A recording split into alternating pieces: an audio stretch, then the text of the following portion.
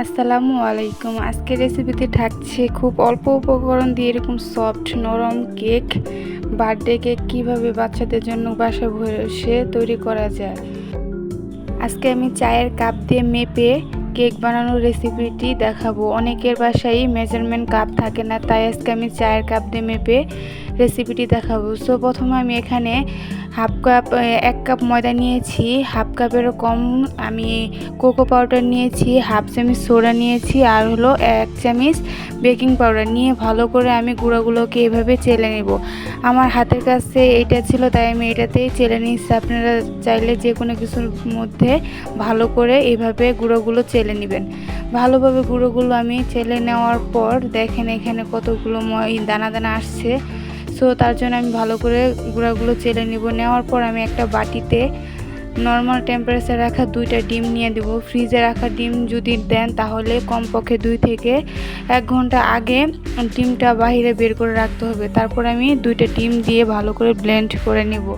তারপর আমি দিয়ে দিব হাফ কাপ চিনির গুঁড়ো। আমি চিনিটাকে ব্লেন্ডারে ভালো করে গুঁড়ো করে নিয়েছি। এভাবে গুঁড়ো করে নিলে খুব সহজেই ডিমের সাথে মিশে যাবে। এইভাবে আমি ডিমটাকে অনেকক্ষণ পর্যন্ত ফেটিয়ে এইভাবে ফোমের মতো করে নিব। যেহেতু হাত দিয়ে করছি পুরো ভালোভাবে ফোম হবে না, যাই হোক যতটুকু হয়েছে এভাবে হাত দিয়ে কিছুক্ষণ ধৈর্য ধরে ভালো করে লাড়াচাড়া করে ফোমের মতো বানিয়ে নিতে হবে। তারপর আমি দিয়ে দিব হাফ কাপ তেল।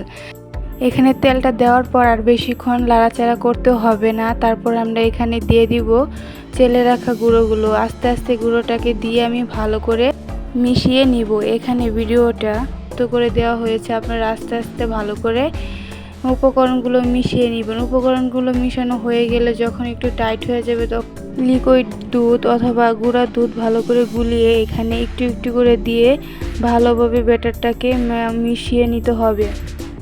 ব্যাটারটা ঠিক এরকম ঘনত্ব রাখতে হবে। সো তারপর আমি এখানে একটা সসপ্যান নিয়েছি কেকের জন্য। এখানে একটু তেল দিয়ে টিস্যু দিয়ে ভালো করে সসপ্যানটাকে আশেপাশে তেলটাকে লাগিয়ে নিয়েছি। তারপরে সসপ্যানের সাইজ অনুযায়ী একটা সাদা পেস্ট নিয়েছি কেটে। তারপর পেস্টটার উপর আমি কিছুটা তেল দিয়ে ভালো করে মাখিয়ে নিব। তারপরে দিয়ে দিব আমি এখানে ব্যাটারটাকে দিয়ে আমি ভালো করে পাতিলটাকে ঝাঁকিয়ে নিব যেন সব হাওয়া বেরিয়ে যায় ভিতর থেকে। তারপরে আমি চুলাতে একটা পাতিল আগে থেকে গরম করে রেখেছিলাম। তারপরে এখানে একটা স্ট্যান্ড বসিয়ে নিয়েছি। এখানে আমি স্ট্যান্ডটাকে উল্টো করে বসিয়ে দিয়েছি, নইলে আমি ঢাকনা দিতে পারবো না। তারপর আমি স্ট্যান্ডটাকে বসিয়ে ভালো করে ঢাকনা দিয়ে ঢেকে শিল দিয়ে চেপে দিব যেন ভিতর থেকে হাওয়া না বের হয়। তারপর আমি 30 থেকে 40 মিনিট ওয়েট করব। অপর দিকে আমি চকলেট বানানোর জন্য এখানে নিয়ে নিয়েছি হাফ কাপ গুঁড়ো চিনি আর 2 কাপ নিয়ে নিয়েছি কোকো পাউডার। নিয়ে আমি হাফ কাপ পানি দিয়ে ভালো করে এইটাকে মিক্স করে নিব। মিক্স করার পর আমি চুলাতে চলে যাব। তারপর আমি ভালো করে লাড়াচাড়া করে এরকম ঘনত্ব করে নামিয়ে নেব। এভাবে এরকম ঘনত্ব রাখতে হবে নেব। তারপর আমি 40 মিনিট পর কেকটাকে ঢাকনা দিয়ে খুলে একটা কাঠি দিয়ে দেখে নেব। এখানে কোনো কিছু আসেনি, পুরো সোজা বের হয়ে এসেছে, তার মানে কেকটা ভালো করে হয়ে গেছে। তারপর আমি কেকটাকে ঢেলে কাগজটাকে খুব সুন্দরভাবে উঠিয়ে নিয়েছি। কেকটাকে আমি এখন মাঝখান দিয়ে ছুরিতে কেটে 2 ভাগ করে নেব। দেখুন কেকটা খুবই সফট এবং নরম তুলতুলে হয়েছে। এখন কেকটাকে আমি রেখে এর মধ্যে বানানো চকলেটটাকে ভালো করে মিশিয়ে নেব। মিশিয়ে নেওয়ার পর আমি এক টুকরো যে ছিল ওইটার উপর থেকে কেকটাকে আমি কেটে আলাদা করে নিয়েছি। নেওয়ার পর আমি ওই কেকটাকে আবার উপরে বসিয়ে দিব। এর উপরের অংশ কিন্তু আমি কেটে আলাদা করে নিয়েছি।